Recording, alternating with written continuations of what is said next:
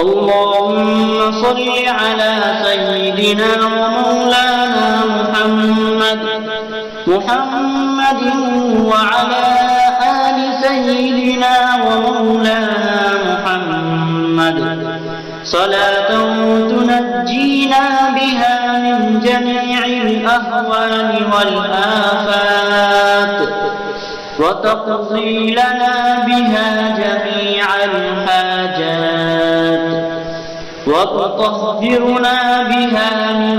جميع السيئات وترفعنا بها أعلى الدرجات وتبلغنا بها أقصى الغايات من جميع الخيرات